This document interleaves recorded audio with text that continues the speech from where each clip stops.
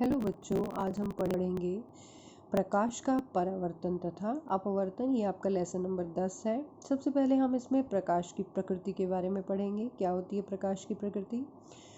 प्रकाश एक विद्युत चुंबकीय तरंग होता है। इसको गति करने के लिए किसी भी माध्यम की आवश्यकता नहीं होती। इसकी जो चाल है विभिन्न माध्यमों की प्रकृति पर निर्भर करती है। और अगर वायु भी नहीं है, जिसको हम निर्वात कहते हैं, निर्वात में इसकी चाल का मान होता है 3 × 10⁸ मीटर प्रति सेकेंड। बारी आती है माध्यम किसे कहते हैं? जिस भौतिक साधन से गुजरकर प्रकाश हमारे तक पहुंचता है, जहाँ से गुजरता है, जैसे पानी में से आया, कांच में से आया, तो उसको हम कांच पानी को क्या कहेंगे? माध्यम।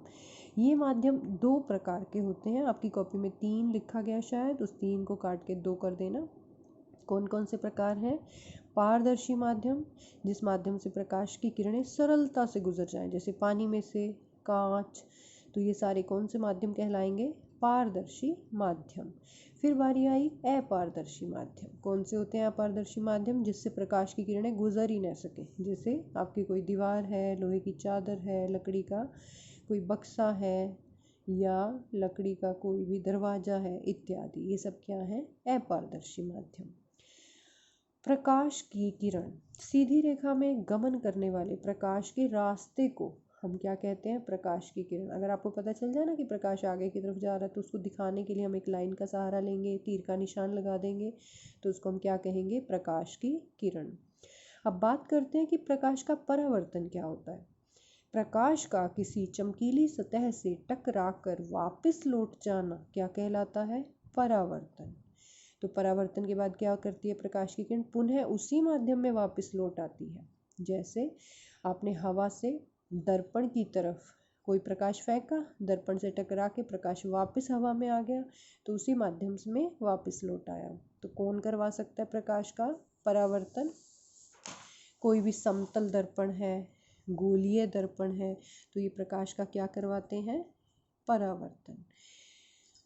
तो उत्तल दर्पण, अवतल दर्पण, ये भी क्या करवा सकते हैं? प्रकाश का परावर्तन। ये गोलीय दर्पणों के 2 प्रकार हैं।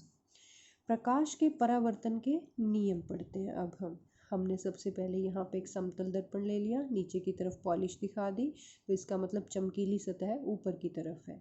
तो हमने कोई प्रकाश की किरण AO इसके ऊपर आपतित करवाई। जहाँ आपतन बिंदु है O, वहाँ पर एक अभिलंब खींच दिया, मतलब 90 का कोण बना दिया।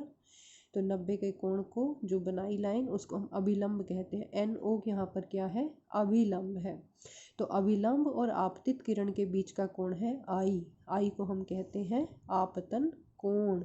इसी तरह से जब ये प्रकाश की किरण O बिंदु के ऊपर आई, टकरा के यहाँ OB के साथ साथ वापस लौट गई, तो OB को हम क्या कहते हैं? परावर्तित किरण। तो परावर्तित किरण और अभिलंब में जो कोण बनता है उसको हम क्या कहते हैं? R का नाम है यहाँ पर परावर्तन कोण। तो यहाँ एक नियम तो यही कहता है कि जो आपतन कोण है I और परावर्तन कोण है R, दोनों का मान क्या होता है? बराबर। ये जो हमने नीचे लिख रखा है। दूसरा नियम है कि ये जो आपतित किरण है आपके दर्पण के आपतन बिंदु पर अभिलंब है और परावर्तित किरण है, तीनों एक ही तल में होते हैं। तो ये परावर्तन के 2 नियम हैं। समतल दर्पण द्वारा बने प्रतिबिंबों की क्या विशेषताएं हैं? समतल दर्पण वही होता है जो आप कंघी करने के लिए आप घरों में देखते हो ना, मिरर दर्पण देखते हो ना, वो समतल दर्पण है। तो उसमें आपका चेहरा बिल्कुल सीधा नज़र आता है, तो इसका मतलब इसका प्रतिबिंब हमेशा कैसा होता है? सीधा। और जितने भी सीधे प्रतिबिंब होते हैं वो हमेशा क्या होते हैं? आभासी। मतलब प्रकाश की किरणें वास्तव में वहाँ पर नहीं पहुँच रही, लेकिन आभास हो रहा है। प्रतिबिंब का आकार वस्तु के आकार के बराबर होता है। जितना बड़ा आपका चेहरा होता है उतना ही आपको दर्पण में नजर आता है। इसका मतलब इसमें प्रतिबिंब का आकार वस्तु के आकार के क्या होता है? बराबर। प्रतिबिंब दर्पण के पीछे उतनी ही दूरी पर बनता है जितनी दूरी पर दर्पण के सामने वस्तु रखी होती है। मान लो आपने वस्तु दर्पण के आगे 10 सेंटीमीटर की दूरी पर रख दी, तो प्रतिबिंब दर्पण के पीछे कितनी दूरी पर बनेगा? 10 सेंटीमीटर। कहने का मतलब वस्तु दूरी और प्रतिबिंब दूरी का मान क्या रहेगा? समान रहेगा। अब आ जाओ 7वें क्वेश्चन पे। समतल दर्पण के लिए m का मान कितना होता है? +1। इसका क्या अर्थ है? तो इसका उत्तर जो कि क्वेश्चन नंबर 6 में हम दे चुके हैं, सेम यही पॉइंट्स आपके साथ में क्वेश्चन के उत्तर में आ जाएंगे। अब हम बात करते हैं 8वें क्वेश्चन की कि गोलीय दर्पण कितने प्रकार के होते हैं। गोलीय दर्पण 2 प्रकार के होते हैं। एक को हम कहते हैं अवतल दर्पण। अवतल का मतलब होता है जैसे आप चम्मच या कड़छी ले लो, उसकी जो सीधी साइड है वो अवतल होती है। जिस गोलीय दर्पण का परावर्तक तल अंदर की तरफ वक्र होता है, जो अंदर की तरफ झुका हुआ होता है, चमकीली सतह है, उसको हम कहते हैं अवतल दर्पण। जैसे आप इमेजिन करो कि मेरे पास कांच का बड़ा सा एक खोखला गोला है, उसका छोटा सा हिस्सा मैंने काट लिया, उसको बाहर की तरफ पॉलिश कर दी, तो उसकी अंदर वाली सतह क्या हो गई, चमकीली हो गई। तो अब इसको हम क्या कह सकते हैं, अवतल दर्पण। अब ये MN एक अवतल दर्पण है। इसका जो अवतल दर्पण का द्वारक है उसका मध्य बिंदु ले लिया, जिसको हमने P कहा। P को हम ध्रुव कहते हैं। अब जिस वृत्त का ये हिस्सा है उस वृत्त का कोई ना कोई केंद्र बिंदु था C, तो यहाँ पर C को हम क्या कहते हैं, वक्रता केंद्र। P को कहते हैं ध्रुव। P से C तक की दूरी को हम कहते हैं R, और R का नाम है वक्रता त्रिज्या। ये देखो P से C तक की दूरी है R, और P से लेकर C तक की दूरी को स्केल से बराबर 2 हिस्सों में डिवाइड कर दो। एक ऐसा बिंदु है F जो बिल्कुल मध्य बिंदु है P और C का, इसको हम कहते हैं मुख्य फोकस। इसका चिन्ह है कैपिटल F। अब यहाँ पर आप देख सकते हो, इसको मैंने कहा चमकीली सतह, और परावर्तन यहीं से होगा। एक लंबी लाइन खींच रखी है जो P और C को मिला रही है, आगे की तरफ भी बढ़ा दी और पीछे की तरफ भी बढ़ा दी। इस लाइन को हम क्या कहते हैं, मुख्य अक्ष। ये मुख्य अक्ष यहाँ लिखा हुआ है। अब आगे देखो उत्तल दर्पण। अब उत्तल दर्पण की क्या पहचान है, जिस गोलीय दर्पण का परावर्तक तल बाहर की ओर वक्र होता है। वो जो खोखला हमने गोला लिया था कांच का, थोड़ी सी कटिंग काट ली, अगर हम उसकी पॉलिश अंदर की तरफ कर देते हैं तो उसका चमकीला परावर्तक सतह बाहर की तरफ होगा, उभरा हुआ होगा। तो इसको हम क्या कह सकते हैं, उत्तल दर्पण। समझ लो, कड़छी उल्टी कर दो या चम्मच उल्टा कर दो तो वो कौन सा दर्पण बन गया, उत्तल दर्पण। इसका मध्य बिंदु P ध्रुव कहलाता है। एक इसी P वाली लाइन को आगे बढ़ा दिया हमने। C यहाँ पे क्या है, वक्रता केंद्र है। P और C का मध्य बिंदु है F। F को हम क्या कहते हैं, मुख्य फोकस। P और C को मिलाने वाली लाइन को आगे पीछे बढ़ा दिया तो इसको हम क्या कहते हैं, मुख्य अक्ष।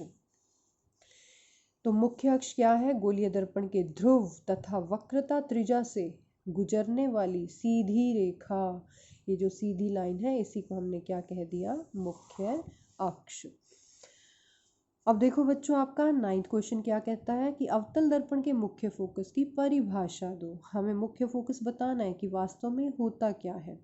तो अवतल दर्पण का मुख्य फोकस वास्तव में क्या है, मुख्य अक्ष पर ही एक ऐसा बिंदु है जहाँ पर दर्पण के मुख्य अक्ष के समानांतर, ये मुख्य अक्ष था ना दर्पण का, इसके समानांतर बहुत सारी प्रकाश की किरणें ले ली और वो सारी दर्पण के ऊपर आपतित हो गई। वो दर्पण से टकराने के बाद किसी एक निश्चित बिंदु के ऊपर आकर मिलती हैं, या तो मिलती हुई प्रतीत होती हैं, लेकिन यहाँ पर तो वास्तव में मिल रही हैं, मिलती हैं। तो जहाँ पे ये सारी किरणें मिलती हैं उसको हम F से दर्शाते हैं, और उसी को ही हम क्या कहते हैं, मुख्य फोकस। ये मैंने द्वारक दिखा दिया M डैश, P ध्रुव दिखा दिया, F फोकस, C वक्रता केंद्र। ये आपकी पूरी लंबी लाइन जो है वो मुख्य अक्ष है। तो F तो मुख्य फोकस हो गया। P और F के बीच की दूरी को हम क्या कहते हैं, फोकस दूरी। P से F की दूरी स्मॉल f से हम प्रदर्शित करेंगे और इसका नाम है फोकस दूरी। 10वां क्वेश्चन देख लो, उत्तल दर्पण के मुख्य फोकस की परिभाषा। अब यहाँ क्या ले लिया हमने, उत्तल दर्पण जो बाहर की तरफ उभरा हुआ है। इसमें भी हमने क्या लिया, मुख्य अक्ष के समानांतर प्रकाश की किरणें ले ली। तीर का निशान प्रकाश की किरणों की दिशा दिखा रहा है, आप कॉपी में इसमें यहाँ पर एरो मार्क लगा लेना।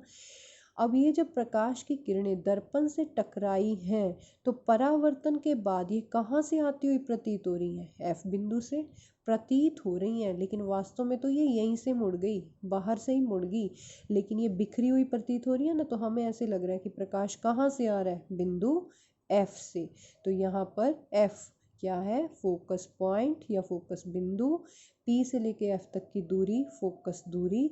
लेकिन यहाँ एफ जो है वो वास्तविक बिंदु ना होके कैसा बिंदु है, आभासी बिंदु, क्योंकि वास्तव में प्रकाश की किरणें यहाँ नहीं पहुंची, तो इसीलिए हमने इसको डॉट डॉट करके दिखाया है। Thank you.